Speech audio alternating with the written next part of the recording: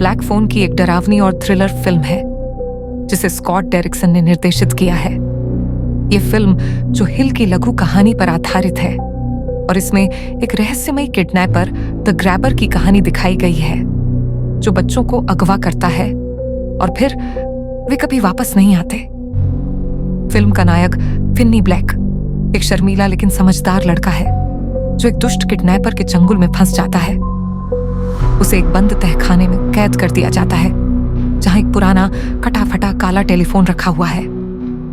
लेकिन यहाँ एक अजीब बात होती है।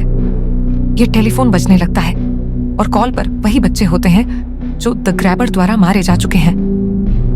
क्या फिन्नी इस फोन के जरिए बच निकलने का रास्ता ढूंढ पाएगा या फिर वह भी बाकी बच्चों की तरह इस तहखाने में मर जाएगा?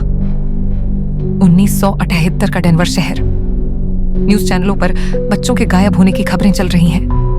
एक 13 साल का बच्चा ब्रूस यामाडा अपने दोस्तों के साथ बेसबॉल खेल रहा है। जब वह अकेले घर जा रहा होता है तो एक काले वैन के पास से गुजरता है। अचानक एक अजनबी आदमी जो बाद में द ग्रैबर निकलता है, जोकर जैसी भयानक मास्क पहने हुए ब्रूस के सामने आता है। वह खुद को एक जादूगर बताता है और कहता है कि उसकी वैन में जादू की चीजें हैं। ब्रूस हिचकिचाता है लेकिन तभी आदमी उसे धक्का देकर अंदर खींच लेता है। ब्रूस जोर से चीखने की कोशिश करता है लेकिन तभी ग्रैबर उसे स्प्रे से बेहोश कर देता है। अगली सुबह उसका कोई सुराग नहीं होता, बस सड़क पर एक बेसबॉल पड़ा रहता है। अब दर्शकों को एहसास हो जाता है कि शहर में कोई खतरनाक अपराधी घूम रहा है। फिन्नी एक शर्मीला लड़का है जिसे स्कूल में बदमाशी का सामना करना पड़ता है। उसकी बहन ग्वेन के पास अजीब सपने देखने की शक्ति होती है जिसमें उसे गायब हुए बच्चों की झलकें दिखती हैं। एक दिन स्कूल से लौटते समय फिन्नी को वही काली वैन दिखाई देती है। द ग्रैबर जोकर का मास्क पहने उसके सामने आ जाता है और दिखाने लगता है कि उसके पास जादू के गुब्बारे हैं। जैसे ही फिन्नी करीब जाता है, ग्रैबर अचानक एक चाकू निकालता है और उसे वैन में खींच लेता है। जब फिन्नी को होश आता है, वह एक अंधेरे तहखाने में बंद होता है। तहखाने में सिर्फ एक पुराना बिस्तर, एक कटा फटा ब्लैक फोन और सीढ़ियों का एक दरवाजा होता है। अचानक वही काला फोन बजने लगता है। फिन्नी जैसे ही फोन उठाता है, उसे ब्रूस यामाडा की आवाज सुनाई देती है। ब्रूस उसे बताता है कि द ग्रैबर को खेलना पसंद है। अगर तुम उसका विरोध नहीं करोगे तो वो कुछ नहीं करेगा। ब्रूस फिन्नी को तहखाने के एक ढीले पत्थर के बारे में बताता है जिससे सुरंग खोदी जा सकती है। अगली रात फोन फिर से बजता है। इस बार यह एक और बच्चा है जो पहले ग्रैबर के हाथों मारा जा चुका था।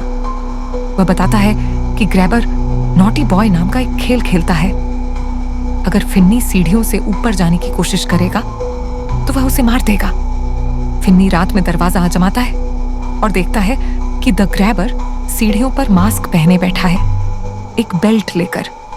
अब फिन्नी को एहसास होता है कि अगर उसने गलती की तो उसकी मौत तय है। ग्वेन बार बार अजीब सपने देखती है जिनमें द ग्रैबर की झलक और तहखाने का नक्शा होता है। पुलिस ग्वेन को गंभीरता से नहीं लेती, लेकिन वह अपनी शक्तियों का इस्तेमाल करके तहखाने की जगह खोजने की कोशिश करती है। उसे सपने में एक पुराना घर दिखाई देता है। वह इस जगह को ढूंढने निकलती है, लेकिन यह काम इतना आसान नहीं है। फोन पर आखिरी आत्मा फिन्नी को बताती है कि उसे एक खास जाल बनाना होगा। वह फर्श पर खुदाई करता है और सीढ़ियों पर एक तार लगाकर द ग्रैबर को गिराने की योजना बनाता है। द ग्रैबर जब तहखाने में आता है, फिन्नी उसे तार से गिरा देता है और फोन की कॉर्ड से उसका गला घोंट देता है। धीरे धीरे द ग्रैबर मर जाता है। ग्वेन पुलिस को सही घर तक लाती है। पुलिस तहखाने में पहुंचती है और फिन्नी को जिंदा पाती है। फिन्नी तहखाने से बाहर आता है। वह अब पहले जैसा कमजोर नहीं है। ये फिल्म सिर्फ एक हॉरर नहीं बल्कि सर्वाइवल और सुपरनैचुरल थ्रिलर भी है। क्या आपको यह विस्तृत व्याख्या पसंद आई?